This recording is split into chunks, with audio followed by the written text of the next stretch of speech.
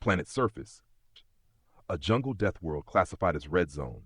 Extreme biothreat, unlivable ecosystem, no intelligent life expected. That was the official charted designation. But things change. After 100 years of silence, long-range probes showed signs of settlement. Human structures, energy signatures, even breathable atmosphere in certain zones. The Varnathi peace envoy voted 12-3 to initiate a soft contact operation. No weapons, observation only, diplomacy first. They sent 5. One was Commander Ulrich Voss, diplomatic security, former military, not a fan of soft. Another was Lexa Vree, the team's xenobio specialist. She had dreams of shaking hands with some shaggy, sunburnt colonist who'd offer her a drink and say, "Took you long enough." It wasn't that kind of world. The shuttle came in low, skimming beneath a sky the color of rust and fire. Massive trees rose like skyscrapers, their roots forming bridges over glowing marshes. Life pulsed everywhere, too much of it. Voss kept one hand near his stun baton. Reading a stable perimeter, Lexa said, peering at her visor. Tightly structured. Walls woven from some kind of bark-steel hybrid, not automated. So, built by hand, Voss grunted. Or claw, the pilot muttered. The shuttle hovered above a clearing. Figures emerged from the forest's edge, silent and still. 7 of them. Human by shape, tall, muscular, barefoot. Their skin bore patterns of root ink and natural armor, bone-like plating embedded along arms and shoulders. But their eyes, empty, not wild, just patient, observing. One stepped forward, a woman, long hair bound in coils, feathers and teeth in her braids. She didn't speak. She just tilted her head and raised one hand. A signal, come forward. The landing party disembarked. Voss led, his armor plates clean, diplomatic crest glowing faint blue. Lexa beside him, the others behind. Greetings, Voss called. We come in peace from the Varnathi conglomerate. You may be. The woman raised her hand. Voss stopped mid-sentence. You speak, she said, her voice calm but layered with something strange. Not just sound, resonance. Good, that will help. You understand us? Lexa asked. Enough, Voss frowned. We're here to open dialogue, reunification, if that's your wish, support, aid. The woman studied him. Why did no one come before? No accusation, just fact. Voss had no answer. We didn't know anyone survived. We did. She turned and walked back toward the jungle, a silent command. Follow, no fear, no aggression. Do we follow? Lexa whispered. We do, Voss muttered. The team walked. The trees closed around them. Settlement of Rootspire, 2 kilometers inside the jungle. They stepped into a village grown, not built. Branches spiraled upward into homes, bridges, and platforms. Lights glowed from moss. Creatures, hybrid tech organisms, crawled through the underbrush, watching. This is impossible, Lexa breathed. They've bio-integrated everything. This level of adaptive tech, no one left behind should have had this. Voss didn't reply. His eyes were on the people. Dozens of them, men, women, children, all quiet, all still, all watching. The woman stopped before a spiral platform and turned. You came to judge us, she said. Don't.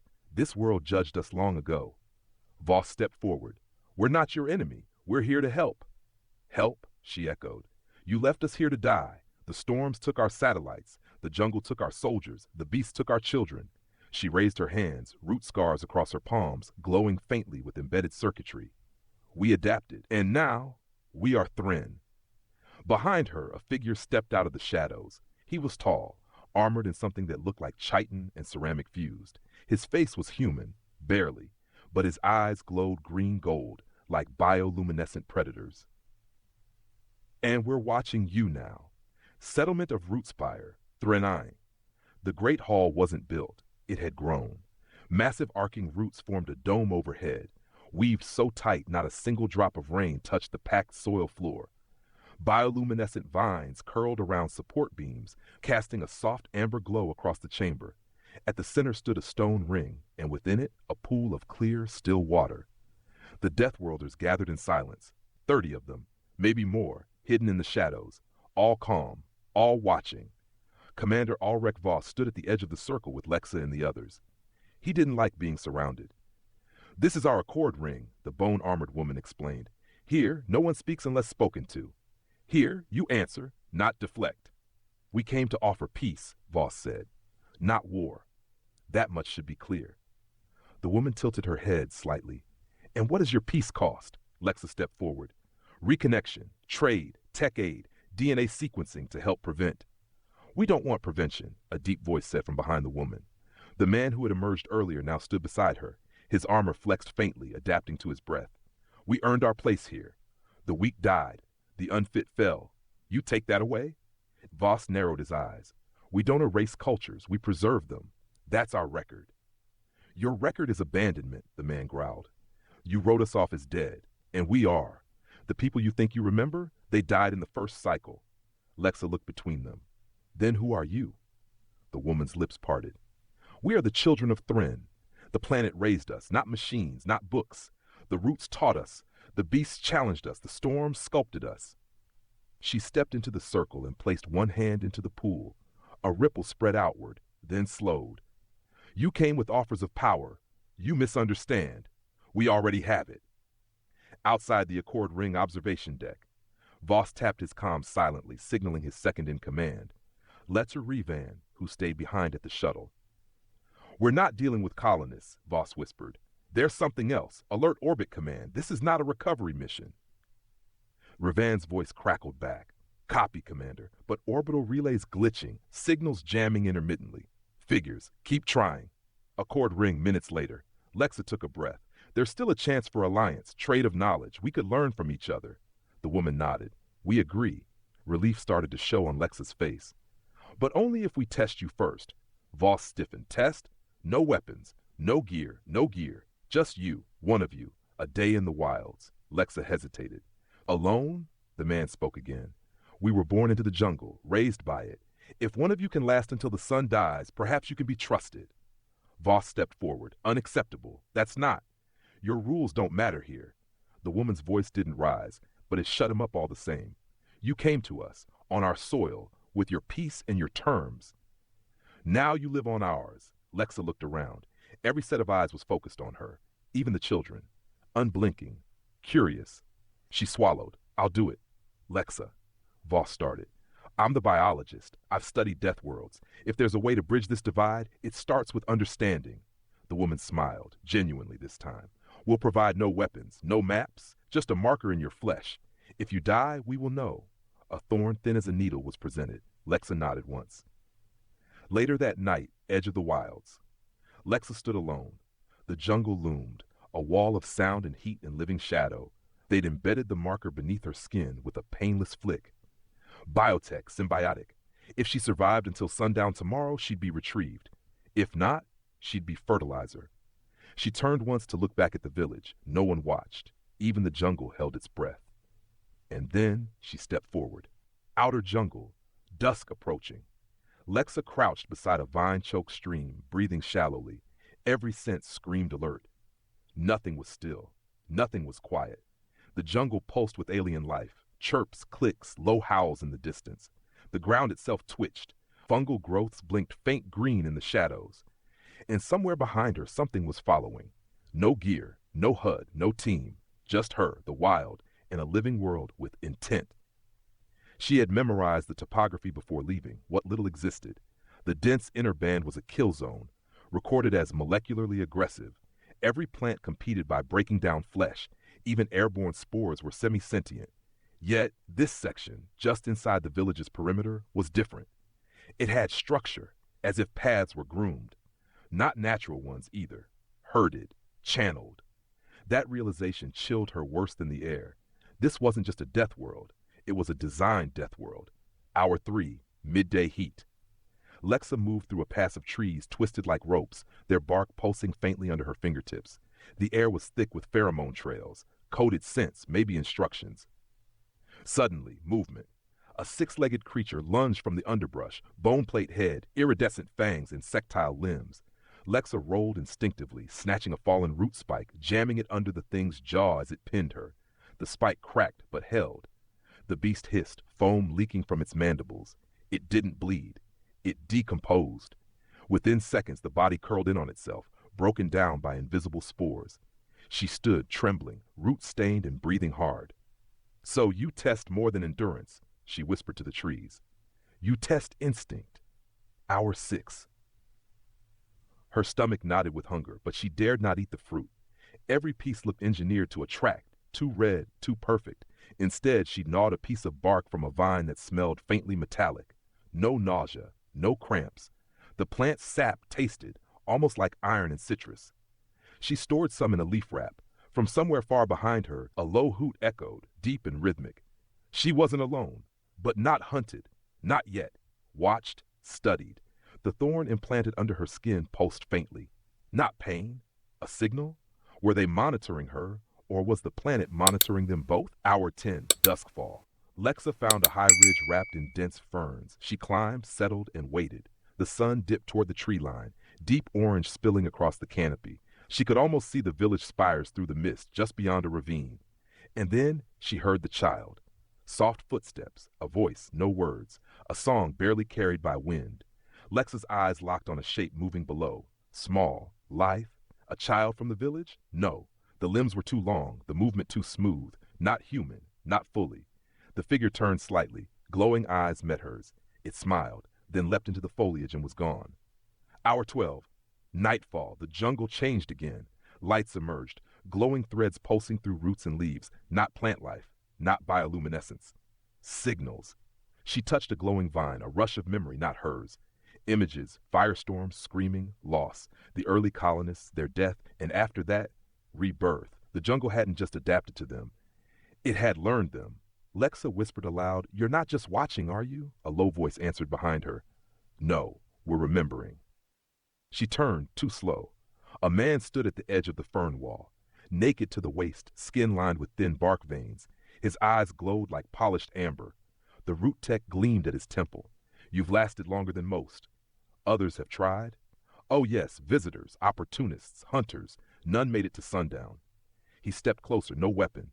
"You haven't run, you haven't killed without cause. You haven't spoken to the trees, but you listened. That matters." Lexa steadied her breath. "Are you here to bring me back?" The man tilted his head. "No," he pointed to the trees. "They decide." A warm wind swept through the grove. The implanted thorn in her wrist glowed once, then faded. She looked up. The stars were out. She'd made it. Thren IX, Rootspire Village, post-nightfall. The jungle opened for her. Lexa emerged at dawn, clothes torn, arms dirt-streaked, eyes hardened by something deeper than exhaustion. She didn't run. She didn't stumble. She walked like someone returning home. The Rootspire villagers stood waiting, not clapping, not smiling, just observing. The woman from before, the speaker, the one who'd made the challenge, watched her with faint approval. "You lived," Lexa nodded. "The jungle let me. That's the only reason any of us are still here." Commander Voss pushed through the small crowd storming toward her, voice tight. "Lexa, you're alive. Thank the stars. Get back to the shuttle. We're pulling out immediately." Lexa blinked. "Why?"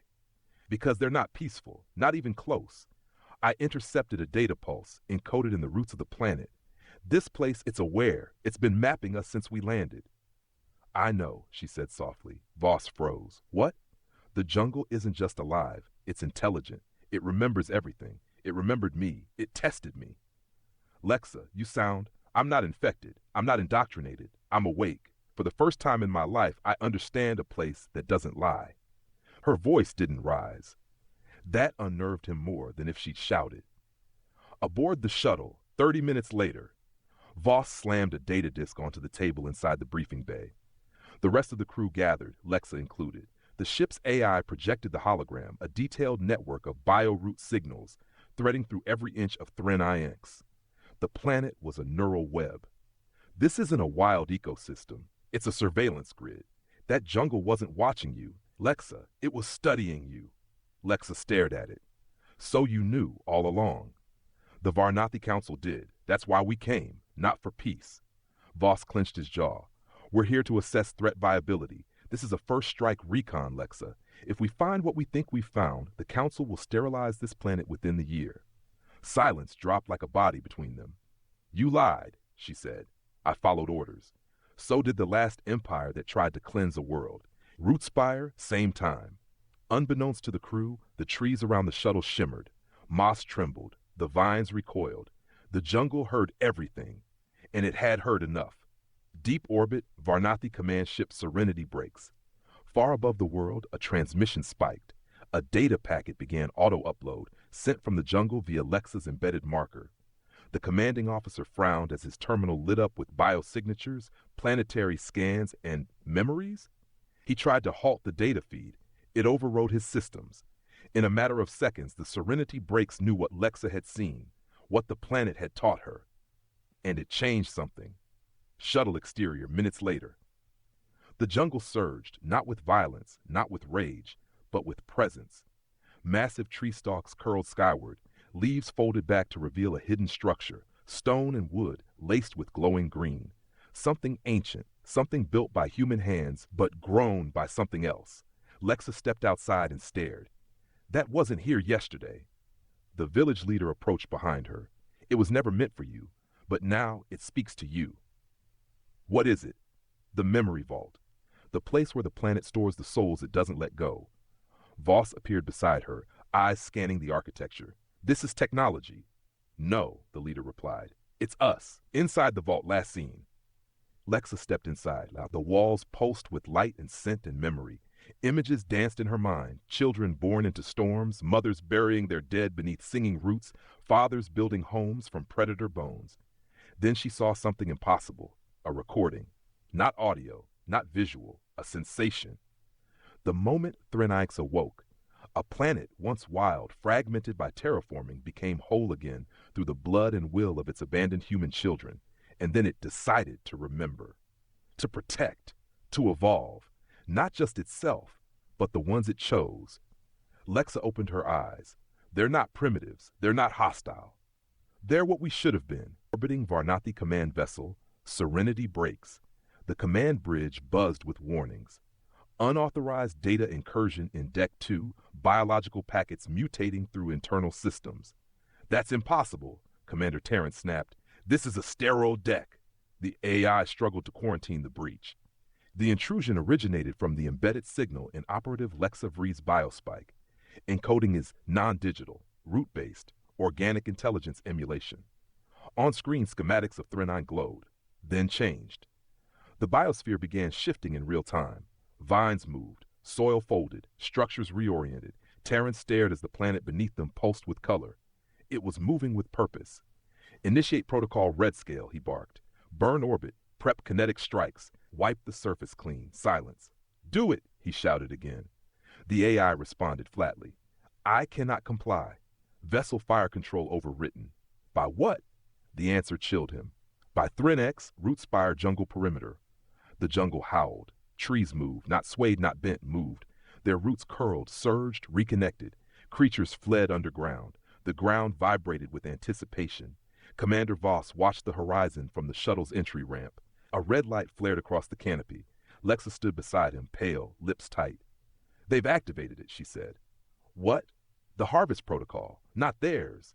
The Varnathi designed it a century ago in case terraformed planets went rogue. Voss's eyes narrowed. We didn't terraform this one. No, she said softly, but someone did, and when they died, the jungle remembered how. Behind them, the village warriors emerged, bark-armored, eyes glowing. Some held weapons made from fused bone and circuitry. Others had no weapons at all. They didn't need them. Thren isn't just a death world, Lexa continued. It's a reclaimer. It doesn't waste. It harvests threats, absorbs them, learns. And what does it do when it's threatened? It turns the threat into fertilizer. Mid-canopy, aerial viewpoint, a sudden shift. Dozens of trees simultaneously bent backward like drawn bows. With a deep crack and pulse of compressed gas, they launched. Seed pods, black, sleek, alive, arched into the air toward the orbiting ship.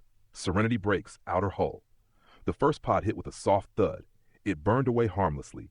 Then another, and another.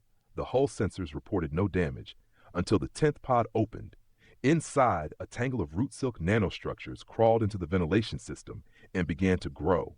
Thren IX, inside the vault, Lexa stood before a pulsing node inside the memory vault, her hand outstretched. The node swirled with images and voices, both alien and human. You asked what we were, the voice of the jungle whispered through her thoughts. We are not just memory. We are not just rage. We are adaptive consequence. A new memory surged through her, one she didn't live. The original colonists, engineers, terraformers, scientists, cut off from Earth by war. They tried to stabilize the world, It resisted, so they changed and died. But their will didn't. It rooted. It grew. It watched. And now it remembered what nearly killed it and what would never again be allowed to try. Shuttle exterior. Voss watched the canopy. The wind was different now, not random, rhythmic. A low vibration climbed up through the ground and into his boots. He turned to Lexa as she returned. "They're going to fight!" "No," she said. "They're going to end it." A root curled gently from the ground toward her hand. She didn't flinch. It pressed into her palm. Data. Emotion. Warning. "The jungle knows the Varnathi won't stop," she whispered. So it won't either. Serenity breaks, bridge collapse. The vines finally reached the core reactor bay. Commanders screamed, weapon systems failed, viewports shattered as internal pressure vented into space. And just before the ship's lights died, one last phrase echoed through the main comm line, spoken in Lexa's voice. But she hadn't said it. "You were offered peace. You answered with fire. Now reap what you sowed. Thren IX, roots fire, after dusk." The sky was black and bleeding. The orbital vessel Serenity Breaks had gone silent, its fireball smear still visible beyond the jungle canopy. Tiny fragments, once pieces of a Varnathi warship, drifted in low orbit, too small to burn, too shattered to track. Below, Root Spire stood motionless, no cheers, no triumph, just silence. Lexa sat alone at the edge of the vault, her hand pressed against the root-veined stone. She had seen the end, and now the jungle wanted her to see the beginning, inside the vault. When she closed her eyes, she didn't just hear memories. She became them.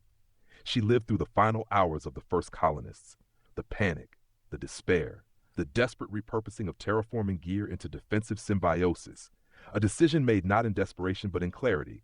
If we can't survive the world, we must become the world. It hadn't been a death. It was a metamorphosis. They had passed their minds into Thren IX, not as ghosts, but as frameworks. The jungle was not haunted. It was inherited. She saw herself, not as Lexa, but as a bridge. And then the voice returned. Not in sound, in pulse. You lived. You adapted. You remembered. Now choose. Outside the vault, Commander Voss paced near the tree line, his team reduced to 3. The rest had gone missing in the dark. No screams, no signs, just gone. The jungle did not kill recklessly. It absorbed. Ravan approached. His voice was tight. There's movement in the West Basin, structures sprouting out of nowhere, like cities being grown. Voss didn't answer. His eyes were locked on Lexa as she emerged from the vault. Her skin looked the same, but her eyes were different, glowingly green gold. Not overt, but ancient. "Lexa?" he asked. "I'm still me," she said quietly, "but I'm not just me anymore." He raised his weapon instinctively. "Don't. Give me a reason," he hissed. "Because I'm the last person who can offer you what this planet won't again. A choice." Behind her, the trees began to shift, forming spiral shapes. Roots pulled back to reveal freshly grown paths lined with nutrient moss. The jungle wasn't attacking. It was welcoming. The choice. Lexa walked up to Voss, slow, measured. "The Varnathi won't stop. Even after this, they'll send more. Then we'll stop them again." "No, not we. You're not part of this world." "I didn't ask to be," he snapped. "Neither did I," she said. "But I listened. I changed. Now it offers me more." She gestured to the vault behind her. "It wants to make me something new, something that remembers every mistake, every triumph, something that guides, not with fire, with root in mind." Revan stepped forward, voice shaky. "You're talking about becoming part of it, merging with the jungle. Not surrendering to it, joining it, becoming its voice. Then what happens to the rest of us?" Lexa looked to the canopy, now glowing faintly from within, every tree alive with memory. "That depends on what you do next." Elsewhere, the fringe settlement drones arrived, not mechanical, bio-grown. They flew on wings of transparent silk leaf. Inside each was a memory, encoded, complex, impossible to interpret without connection to Thren IX's mycelial root web. The drones delivered an invitation, not a warning. Live as you were and be forgotten. Live as we are and be remembered. Those who accepted would be brought inside the canopy near the vaults, not controlled, not consumed, but taught. Back at the shuttle. Voss sat inside the command bay, hands trembling. He had every reason to trigger their self-destruct, to burn the jungle to cinders. But the console flickered. Roots had breached the system. A new message waited for him. From Lexa, just 4 words. It doesn't hate you. He looked up, and for the first time in his long career, Commander Ulrich Voss wept. Not from fear, but from understanding. Thren IX, heart of the vault. Lexa stood barefoot at the center of the chamber, surrounded by pulsing walls of biolight and living data. The memory root, thicker than her torso, ancient beyond reckoning, hung from the ceiling like the spinal cord of a god. It had grown from the planet's core to this very point, reaching up through strata and soil not just as a root, but as a spine. You are the first to endure and listen. The jungle's presence pulsed. Now you must choose. Images danced in her thoughts. The fallen ship, the collapsing empires, the soldiers who called themselves peacekeepers, and the colonists who had become something more. She saw Earth, distant, burning with ambition and fear. And then she saw Thren IX, unyielding, living. Awake, she whispered aloud. What happens if I say no? The jungle responded, not in anger, but in finality. Then we wait. Another cycle, another seed, another who dares to stay. Lexa closed her eyes. She thought of everything she'd lost and everything she might become. Outside the vault, shuttle clearing. Voss sat at the edge of the landing zone, his weapon discarded, helmet off, staring into the dense forest that had not yet consumed him. Revan approached. She's not coming back, is she? Voss didn't answer right away. Then, she's not who she was, but she might be exactly what this place needs. And us. Voss looked up as the trees parted. A single pathway unfolded, moss-lined and glowing faintly with green and gold light. At the far end stood a child, barefoot, root-marked, skin clean but unfamiliar. He tilted his head. Not a threat, a messenger. I think we're being offered a place, not power, not conquest. A second chance? Revan asked. A first real one. Lexa stood before the memory root. It opened like a flower, revealing a nest of glowing filaments. She stepped inside. If I accept, will I lose myself? No, the jungle answered. You will become more. Roots coiled gently around her wrists, her ankles, her spine. They did not pierce. They embraced. And for the first time, Lexa didn't feel like a visitor on a hostile world. She felt like a part of it. She saw every memory, every mistake, every sacrifice. She saw hope woven through rot, and then she spoke. I accept. Moments later, entire planet-wide network activation. A wave surged through the root web. The jungle changed, not violently, harmonically. Structures grew upward toward the light. Towers not of metal, but of memory, shaped by experience, designed by a mind no longer limited by fear. Human tech was absorbed, not destroyed. Converted. The orbital debris became nutrients. The battlefield became a garden. And at the center stood Lexa, no longer merely human, but the first of the memory born. 1 week later, across deep space, a signal emerged. It skipped past military blocks. It bypassed filters. It wasn't a threat. It was an invitation. Lexa's voice, unmistakable, echoed across 1,000 channels. Thren IX is no longer lost. It is not a death world. It is a beginning. We remember your kind, your war, your ambition, and we offer a path forward. Come if you wish, but leave behind what you were, or you will not survive what we are becoming. Voss spire. Voss stood at the edge of the jungle. Behind him, other humans, those who stayed, those who chose to learn. Before him, the vault pulsed with light. Lexa emerged, not glowing, not angelic, just calm, whole. So, Voss said, forcing a smile, are you still Lexa Vree, or should I salute you as Empress of the Vines? She laughed. I'm just a gardener now, he chuckled. A gardener of what exactly? She looked out across the canopy as a new city unfolded from the forest, crafted of light, root, and memory. Of the future. They came offering peace, but Thren IX remembered the last time peace came with a weapon in its hand, and when the jungle listens, it never forgets. If you enjoyed this story, hit that like button, drop your thoughts in the comments, and subscribe to Beyond the Nebula for more human versus galaxy science fiction that hits deep and hits hard. Until next time, remember, we're not the apex anymore.